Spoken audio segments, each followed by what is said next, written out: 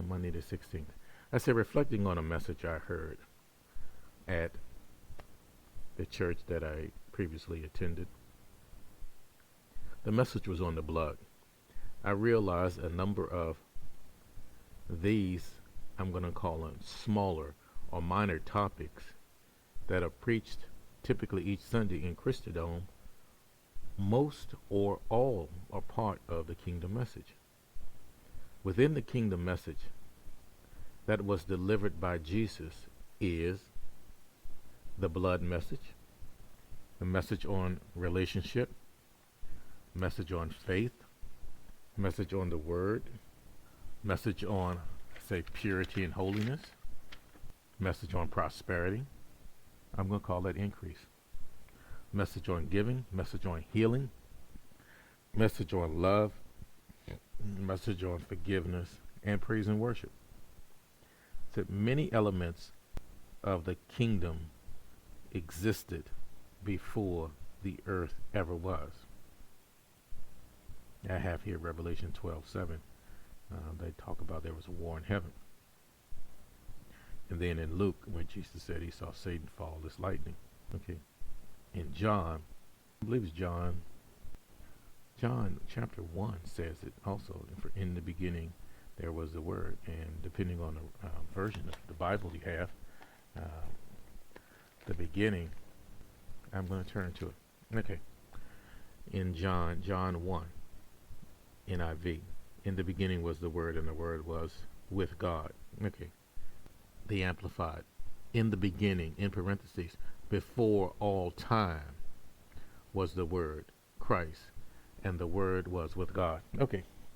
So at that point, I said many elements of the kingdom existed. So therefore, if there's Father God in heaven, here John says the Word was in heaven. Jesus said in John 17 that he was with Father God before the earth was. That's from the beginning. And we know that the angels were in heaven. So, those elements, I'm going to say at least those are members, subjects, citizens of that kingdom. Okay, I'm getting a little off track, but that's okay. Now, if we have, I call it a lot of what they call, I think it's just a common analysis, simple analysis, but I ask you, in this kingdom of heaven that includes Father God, some people call it the Son, okay, because, the Son and angels, of those entities that's documented, that's here, who would we say the leader would be? One reason the word kingdom is used is because it's a king over a domain.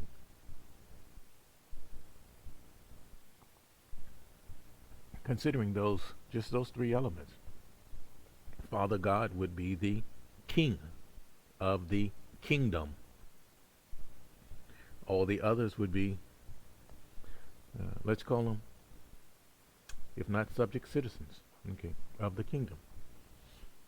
Now, being that we have multiple entities in this kingdom, the king has to, in order to keep some type of order, civility, he has to have certain rules, standards, methods of administrating the kingdom. And within this kingdom, Jesus speaks of it. Well, I shouldn't say Jesus does speaks of it. Jesus in Matthew, I'm going to call it 5 through 7, the Sermon on the Mount.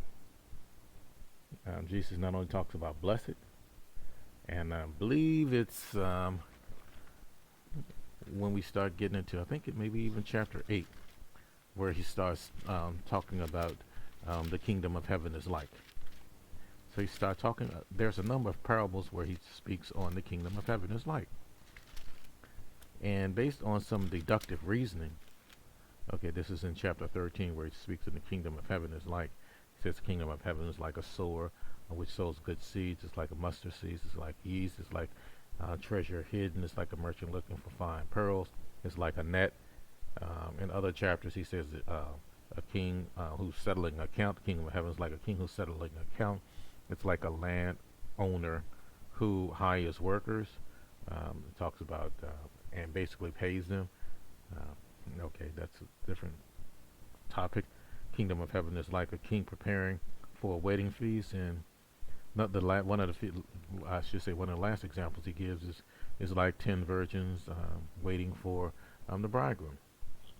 So, in essence, when Jesus speaks of what the kingdom of heaven is like, John says, "No man has seen the Father." Jesus says, also, "No man has seen the Father but Him." Okay, so therefore, Jesus is speaking firsthand as to what his experiences were and are, and the relationship he has with Father God, who is the King of the kingdom of heaven.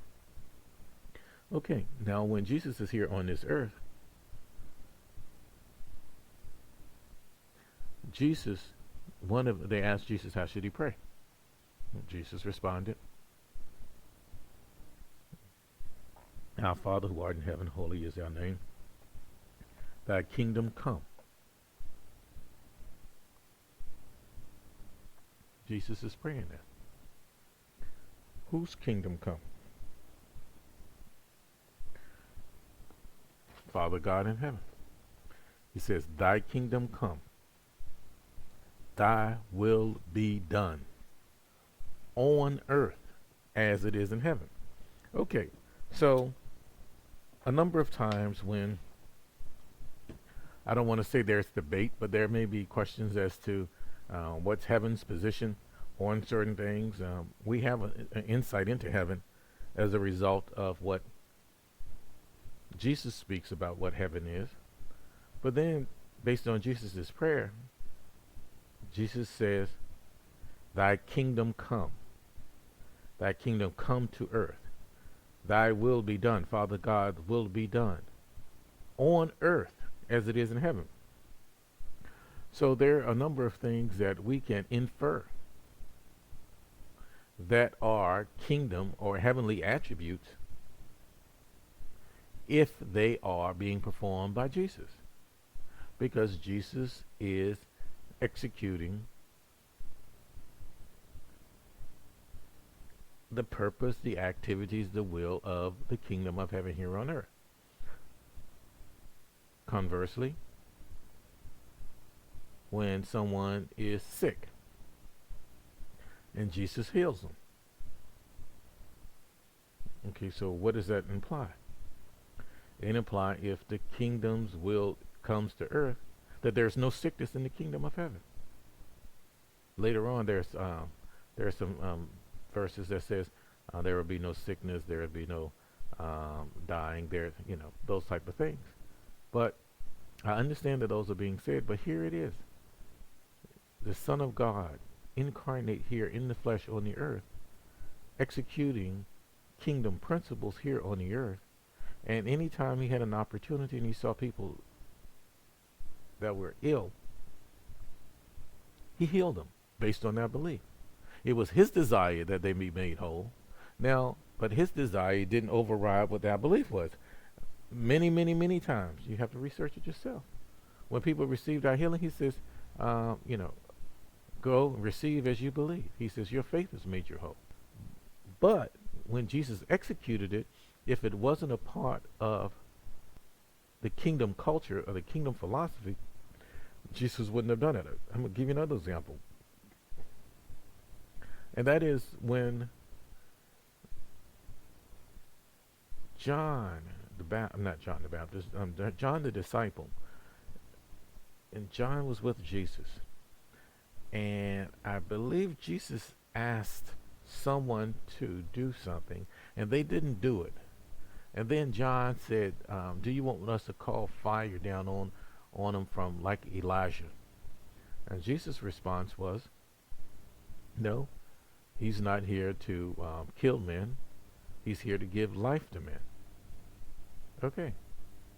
Therefore, one of the attributes, if we can infer that all the attributes of Jesus that he was demonstrating while he was on the earth, the attributes of the kingdom of heaven. One of the attributes of the kingdom of heaven is life. Jesus talked about love there, love Father God with all your heart, all your mind, all your body, and all your soul. Love is an attribute of the kingdom of heaven. He says what's the second greatest commandment? He said, love your neighbor as yourself. He says, upon these, all the laws of Moses hinges on these. So love is an attribute of the kingdom of heaven. Jesus often talked about giving. I go to Luke 6, and I'm going to say anywhere from 32 to 38. Okay, we all know about give, good measure, pressed down, shaken together, given to. But then Jesus talks about give. Give when, just give. So giving is an attribute of the kingdom of heaven. Okay, lack is not an attribute of the kingdom of heaven. Therefore, I'm going to give you an example. Well, I'll say multiplication or increase is the attribute. Increase can be called prosperity. And let me ask you this.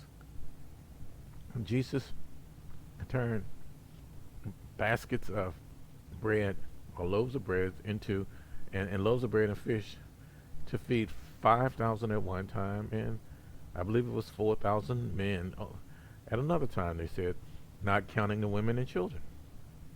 Okay.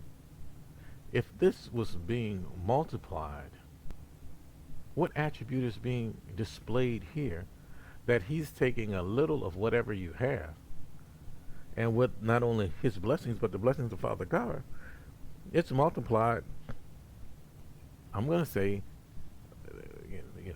we see, 20, 40, 60, 100 fold, well, 30, 60, 100 fold. But on the other hand, if you take a few loaves and a few pieces of fish, and then you feed 5,000 men plus women, the question sometimes with 100-fold is that 100, exponential. But on the other hand, that's tremendous. That's tremendous increase there. One of Jesus's parables was about the servant, the king that he was going away, and he gave his servants 5 talents, 1 3, and the other 1. And basically, when the master returned, he basically praised the one that had increased those. He praised those, and for the most part, he condemned the one that didn't do anything. So increase. Oh, some people can call it multiplication. People could parlay that into prosperity. Is an attribute of the kingdom of heaven. So it started out by saying a number of these messages we talk about today, the blood, that's the message I heard last week. And I said, with the message of the blood, there's an expression, knowledge is power.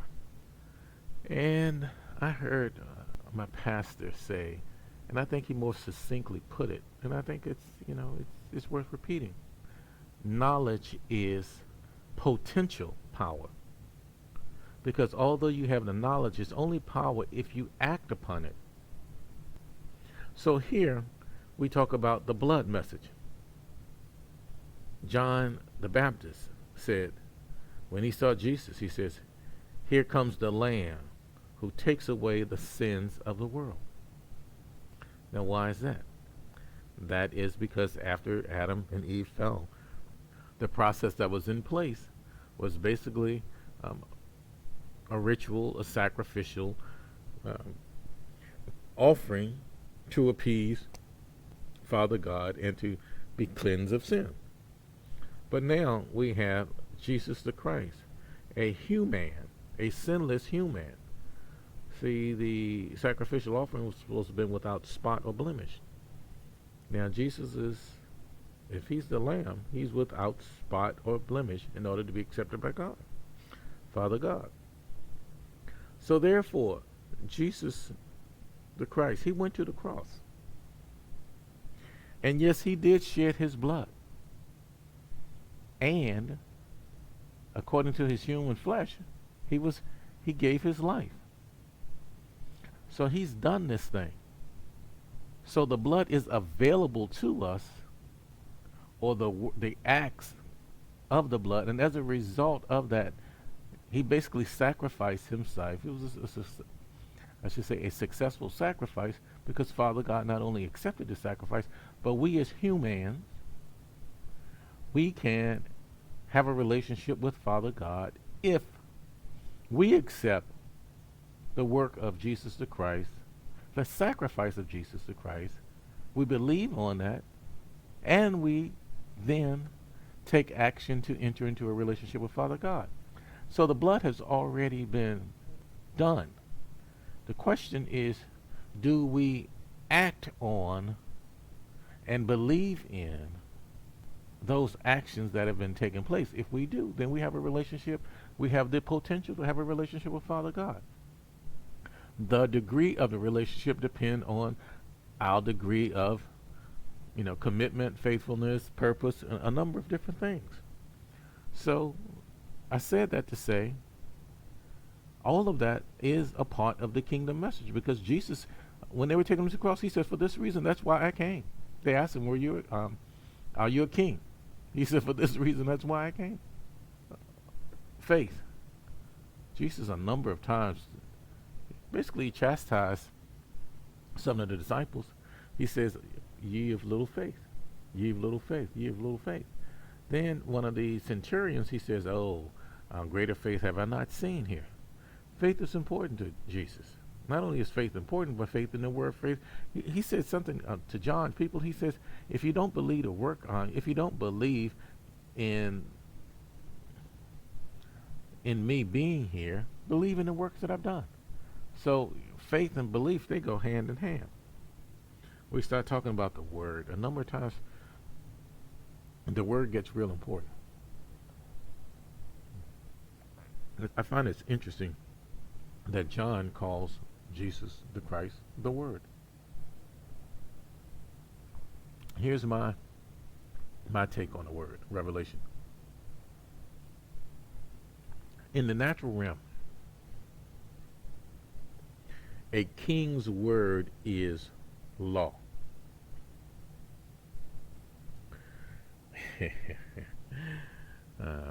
I had the occasion to go to court once or twice, civil matters.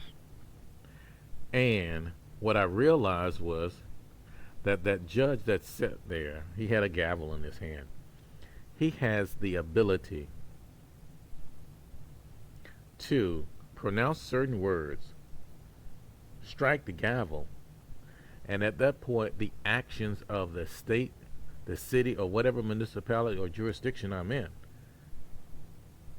they have the authority to handle me and do what actions that the judge says. Well, at this point, when you are a king in a kingdom, this is revelation. They wanted to stone Jesus for a number of different reasons. I said kill him. They wanted to kill him for a number of different reasons. But one, they said, he said that he can destroy the temple and build the temple back in 3 days. And John says, they didn't realize that he was talking about his body. So here it is. You and I, we both have a body. And they call it the temple. So if our spirit is the king of this temple, Jesus and Luke said, they asked him and said, when will we know when the kingdom is here? Jesus says, it won't be by, I was going to say by display. It's not going to be by observance. He says, you look here and lo and say, here it is and there it is, but it's not. He said, the kingdom of heaven is within you. That's one of the takes in Luke. That's what he says. So therefore, if we have a temple, and then if based on Jesus' word, we have the kingdom within us. We are the king. The words we speak over our temple, the words we speak over our kingdom, they have power. They have authority. They have authority for whatever element to carry them out. Therefore, the word teaching, Jesus says, he says, the words I speak, are not my own. He says, let's speak only what the Father says. Therefore, if he speaks only what the Father says, if he does only what the Father says, he realizes that he's performing the Father's will in his life. It gets into purpose. So therefore, the word teaching is a tremendous teaching of the kingdom. A number of times people will say, well, that's why, kings, they don't talk very much. Because they realize, Herod, here's Herod. I mean, just think about Herod. What is it? When Herodias danced for him, and he was so impressed that he offered her up to half the kingdom. But she asked for John the Baptist's head on a platter. And it says that because of his word and other people have witnessed his word, he could not go back on his word. Same word, same principle that we as a king have over our kingdom and our temple. When I look at this phrase, talk about purity and holiness, wow, yeah, that's something we don't talk about a lot today. Sometimes, yeah, it kind of hits us in the wrong place.